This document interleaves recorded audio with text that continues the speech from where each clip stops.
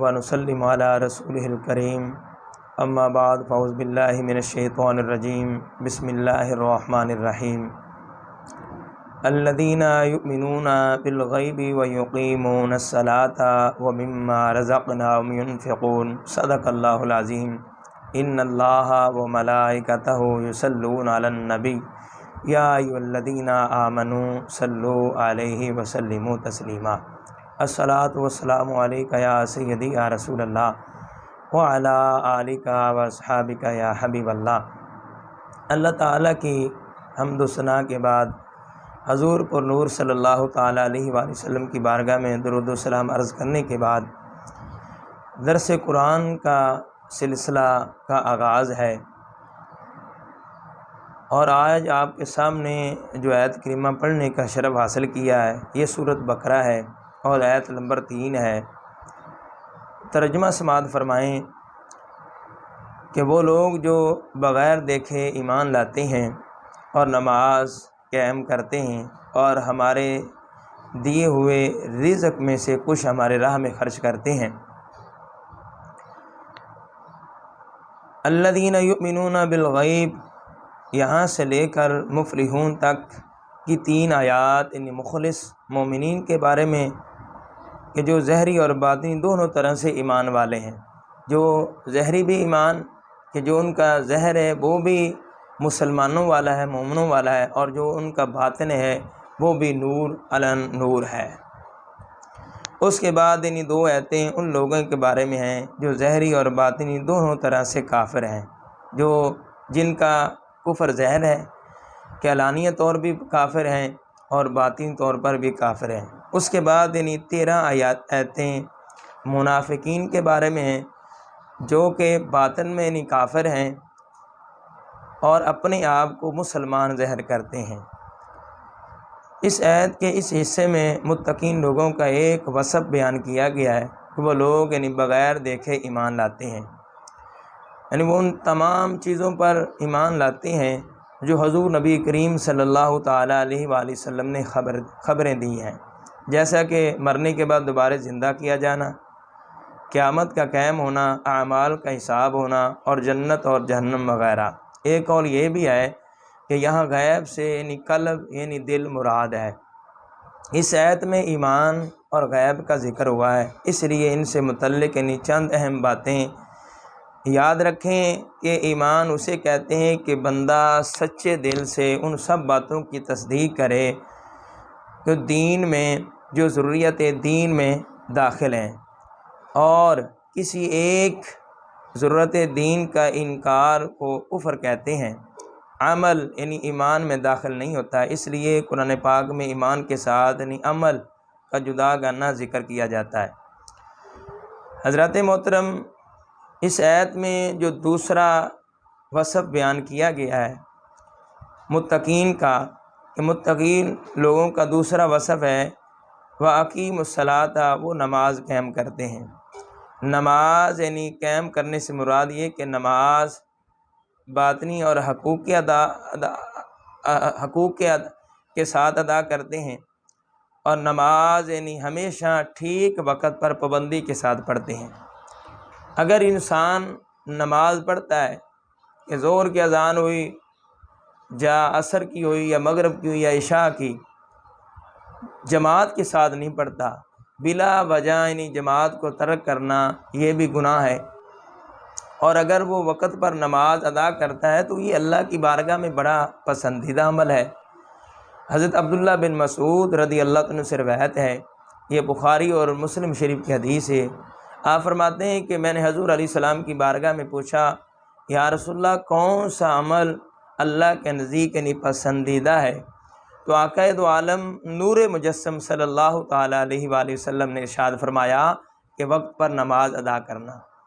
میں نے پھر عرض کیا، یا رسول اللہ صلی اللہ تعالی وسلم، اس کے بعد آقا دو عالم صلی اللہ تعالی وسلم ارشاد فرمایا کہ ماں باپ کے ساتھ اس نے سلوک کرنا۔ آج آپ کے سامنے درس قرآن کے حوالے سے نماز کے متعلق چند حدیثیں آپ کے سامنے بیان کرنی ہیں۔ دعا فرمائیں کہ اللہ تعالیٰ عمل کی توفیق عطا فرمائے۔ حافظ جلال الدین سیوطی بیان کرتے ہیں امام بخاری، امام مسلم اور امام نسائی۔ حضرت ایوب انصاری رضی اللہ عنہ سے روایت ہے، یہ وہ صحابی رسول ہیں کہ جب حضور علیہ السلام نے ہجرت فرمائی تو آقا دو عالم صلی اللہ تعالیٰ علیہ وآلہ وسلم نے ان کے گھر میرے محبوب علیہ السلام تشریف فرما ہوئے۔ میرے محبوب علیہ السلام کی سواری کو ہر جو مدینہ شریف میں رہتے تھے، جو مسلمان تھے، ان کے دل میں تڑپ تھی کہ حضور ہمارے گھر آئیں، حضور ہمارے گھر آئیں، لیکن قربان جائیں اللہ کے پیارے رسول صلی اللہ تعالی وسلم نے ارشاد فرمایا کہ میری سواری کو پتہ ہے جہاں ٹھہرنا ہے۔ آج لوگ کہتے ہیں کہ حضور علیہ السلام کو علم نہیں ہے، تو ثم معاذ اللہ وہ لوگ غلط کہتے ہیں، بلکہ میرے محبوب علیہ السلام جس سواری پر سوار ہو جاتے ہیں، میرے محبوب علیہ السلام فرماتے ہیں میری سواری کو پتہ ہے جہاں ٹھہرنا ہے۔ یہ خوش نصیب ہیں کہ ان کے گھر میرے محبوب علیہ السلام تشریف فرما ہوئے۔ ایک شخص نے یہ روایت کرتے ہیں کہ ایک شخص نے نبی کریم صلی اللہ تعالیٰ علیہ وآلہ وسلم کے پاس آ کر عرض کیا کہ مجھے کوئی ایسا عمل بتائیں کہ جو مجھے جنت کے قریب اور دوزخ سے دور کر دے۔ آپ نے فرمایا کہ اللہ کی عبادت کرو اور اس کے ساتھ شریک نہ کرو، اور نماز قائم کرو، زکوٰۃ ادا کرو، اور رشتہ داروں سے جو رشتہ دار ہیں ان کے ساتھ نیک سلوک کرو۔ جب وہ شخص چلا گیا تو آپ نے فرمایا کہ اگر اس شخص نے اس پر عمل کیا تو جنت میں داخل ہو جائے گا۔ تو پتہ چلا کہ انسان جو نماز پڑھتا ہے تو اللہ تعالیٰ کی ذات کے ساتھ کسی کو شریک نہیں ٹھہراتا، نماز قائم کرتا ہے، زکوٰۃ ادا کرتا ہے اور رشتہ داروں کے ساتھ سلوک کرتا ہے، تو میرے محبوب علیہ السلام کے فرمان کے مطابق وہ شخص جنت میں داخل ہو جائے گا۔ اللہ تعالیٰ ہمیں نماز کی پابندی کرنے کی توفیق عطا فرمائے۔ اگر ہم صاحب نصاب ہیں، جو مالدار ہیں، اللہ تعالیٰ ان کو زکوٰۃ ادا کرنے کی توفیق عطا فرمائے، اور جو لوگ رشتے توڑتے ہیں اللہ تعالیٰ ان کو رشتے جوڑنے کی توفیق عطا فرمائے، اور اللہ تعالیٰ ہمیں اپنے رشتہ داروں کے ساتھ اس نے سلوک کرنے کی توفیق عطا فرمائے، اور اللہ تعالیٰ ہمیں نماز کی پابندی عطا فرمائے۔ دوستو بزرگوں، آج لوگ بہت ایسے ہیں جو نماز نہیں پڑھتے، نماز سے دور ہیں۔ ہماری اکثریت دیکھی جائے تو 100 میں سے 5% ہیں جو نماز پڑھتے ہیں، اگر پڑھتے ہیں تو ان کو صحیح طریقے ساتھ وہ نماز نہیں پڑھتے، نماز کے مسائل نہیں سیکھتے، اور کچھ لوگ ایسے ہیں جو نماز پڑھتے ہی نہیں ہیں۔ تو حضرت انس بن مالک رضی اللہ عنہ سے روایت ہے کہ رسول اللہ صلی اللہ تعالیٰ علیہ وآلہ وسلم نے ارشاد فرمایا کہ اللہ تعالیٰ نے دین کی جس چیز کو سب سے پہلے لوگوں پر فرض فرمایا ہے، میرے محبوب علیہ السلام فرمایا کہ وہ نماز ہے۔ وہ نماز ہے کہ جو دین اسلام میں سے سب سے پہلے جو مسلمانوں پر اللہ تعالیٰ نے لوگوں پر فرض فرمایا ہے وہ نماز ہے، جس سے آج ہمارے لوگ 95% دور ہیں، نماز سے دور ہیں، بے عملی کا شکار ہو چکے ہیں۔ نماز پابندی کے ساتھ ادا کرنی چاہیے۔ حدیث پاک میں آتا ہے آقا دو عالم صلی اللہ تعالی وسلم ارشاد فرمایا کہ جس شخص نے جان بوجھ کر نماز کو ترک کیا، میرے محبوب علیہ السلام نے فرمایا کہ اس نے کفر کیا، اتنا بڑا گناہ ہے کہ اس نے کفر کیا۔ نماز کی پابندی کریں۔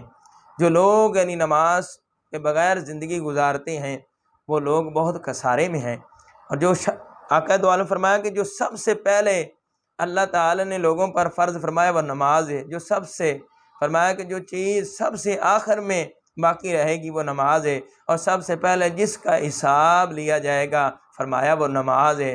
اللہ تعالیٰ نے فرمایا کہ میرے بندوں کی نمازوں کو دیکھو، اگر وہ مکمل ہوں تو مکمل لکھ دی جائیں گی، اگر وہ ناقص ہوں تو اللہ تعالیٰ فرمایا گا دیکھو کیا اس نے نوافل ہیں، اگر اس کے نوافل ہوں گے تو میرے محبوب علیہ السلام فرمایا کہ فرائض کی کمی نوافل سے پوری کر دی جائے گی، اور پھر فرمائے گا دیکھو اس کی زکوٰۃ پوری ہے، اگر زکوٰۃ پوری ہے تو پوری لکھ دی جائے گی، اور اگر ناقص ہو تو اللہ تعالیٰ فرمایا دیکھو اس نے کوئی صدقہ کیا ہے دنیا میں رہ کر، اگر اس نے صدقہ کیا ہوگا تو اس صدقے سے اس کی زکوٰۃ پوری کر دی جائے گی۔ میرے محبوب علیہ السلام فرمایا کہ قیامت کے دن جس چیز کا سب سے پہلے بندے سے حساب لیا جائے گا وہ نماز ہے۔ اگر نماز درست ہے تو باقی عمل بھی درست ہیں، اگر نماز فاسد ہو تو باقی عمل بھی فاسد ہیں۔ اگر انسان کی نماز درست ہے تو باقی بھی عمل اللہ کی بارگاہ میں مقبول ہیں۔ بلکہ حدیث پاک میں آتا ہے کہ آقا دو عالم صلی اللہ علیہ وسلم نے فرمایا کہ جو بے نمازی ہے فرمایا کہ جو اللہ کے نیک لوگ ہیں، صالحین ہیں، فرمایا کہ ان کی دعاؤں سے بھی حصہ نہیں ملتا۔ حضور نبی کریم صلی اللہ تعالیٰ علیہ وآلہ وسلم نے ارشاد فرمایا کہ جب بے نمازی دنیا سے جائے گا وہ ذلیل اور رسوا ہو کر جائے گا۔ میرے محبوب علیہ السلام نے فرمایا کہ جب بے نمازی مرے گا تو ذلیل اور رسوا ہو کر مرے گا۔ آقا دو عالم صلی اللہ تعالیٰ علیہ وآلہ وسلم ارشاد فرمایا کہ جب دنیا سے جائے گا وہ پیاسا اور بھوکا جائے گا، اور میرے محبوب علیہ السلام نے فرمایا کہ اس کی پیاس نہ بجھے گی اگرچہ اسے دریاؤں کا پانی پلایا جائے۔ مسلمانوں، نماز کی پابندی کرو۔ حضرات محترم، جو نماز کے بغیر زندگی گزارتے ہیں ان کی زندگی مکمل نہیں، ادھوری ہے، ان کے ہاتھوں میں برکت نہیں ہے، ان کے رزق میں برکت نہیں ہے۔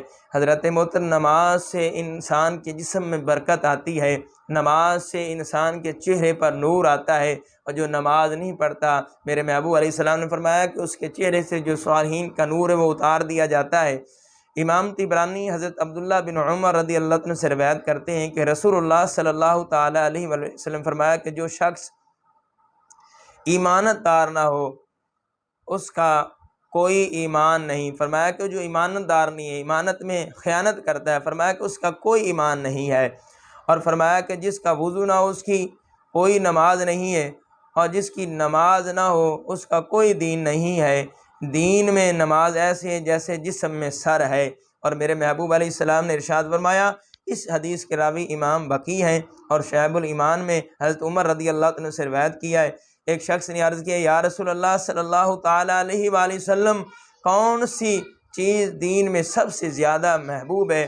آپ نے فرمایا کہ نماز کو اپنے وقت میں پڑھنا۔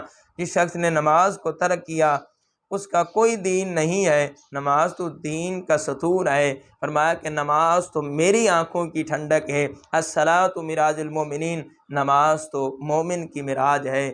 تو اللہ تعالیٰ کی بارگاہ میں دعا ہے کہ اللہ تعالیٰ عمل کی توفیق عطا فرمائے، ہمیں نماز پڑھنے کی توفیق عطا فرمائے۔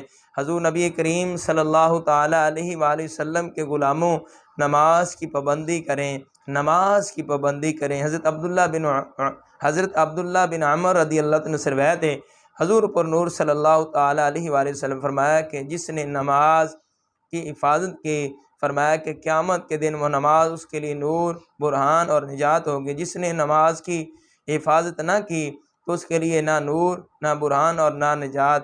اور فرمایا کہ وہ قیامت کے دن قارون، فرعون اور حامان اور ابی بن خلف کے ساتھ ہوگا۔ حضرت ابو سعید خدری رضی اللہ عنہ سے روایت ہے، حضور اقدس صلی اللہ تعالیٰ علیہ وآلہ وسلم نے ارشاد فرمایا کہ جس نے جان بوجھ کر نماز چھوڑی تو وہ جہنم کے اس دروازے پر، فرمایا کہ اس کا نام لکھ دیا جاتا ہے جس سے وہ داخل ہوگا۔ اہل جنت جب جہنمیوں سے پوچھیں گے تمہیں کس چیز نے جہنم میں داخل کر دیا، تو جہنمی کہیں گے قالوا الم نکن نصلی، ہم نماز نہیں پڑھتے تھے۔ ایک مائی صاحب ایک عالم صاحب کے پاس آئی کہ میرا بیٹا فجر کے ٹائم اٹھتا نہیں ہے۔ عالم صاحب نے کہا کہ اچھا، فجر کے ٹائم اس کی آنکھ نہیں کھلتی؟ جی فجر کے ٹائم میں بڑی کوشش کرتی ہوں لیکن میرا بیٹا نماز پڑھنے کے لیے تیار نہیں ہوتا، وہ سستی کرتا ہے، نہیں اٹھتا ہے۔ عالم صاحب فرمانے لگے اگر اس کمرے میں، جس کمرے میں تیرا بیٹا ہے، اگر آگ لگ جائے تو پھر کس طرح اپنے بیٹے کو بچاؤ گی؟ وہ کہنے لگی پھر تو میں بہت سختی کروں گی، کوشش کروں گی، اپنے بیٹے کو جگاؤں گی۔ تو عالم صاحب فرمانے لگے یہ دنیا کی آگ آخرت کی جو آگ ہے وہ 70 گنا زیادہ ہے۔ فرمایا کہ اس آگ کے لیے تو اتنا بچاتی ہو، جو آخرت کی آگ ہے اس کے لیے آپ نہیں بچاتی، جس کا اللہ تعالیٰ حکم فرماتا ہے یا ایھا الذین آمنوا قوا انفسکم واہلیکم نارا، اے ایمان والو اپنے آپ کو اور اپنے اہل و عیال کو جہنم کی آگ سے بچاؤ۔ اللہ تعالیٰ کی بارگاہ میں دعا ہے اللہ تعالیٰ عمل کی توفیق عطا فرمائے۔ اللہ کریم ہمیں نماز 5 وقت ادا کرنے کی توفیق عطا فرمائے۔ آمین ثم آمین۔ وآخر دعوانا ان الحمدللہ رب العالمین۔ پھیلانا صدقہ جاریہ ہے، ثواب کی نیت سے ویڈیو کو شیئر ضرور کیجیے۔ جزاک اللہ۔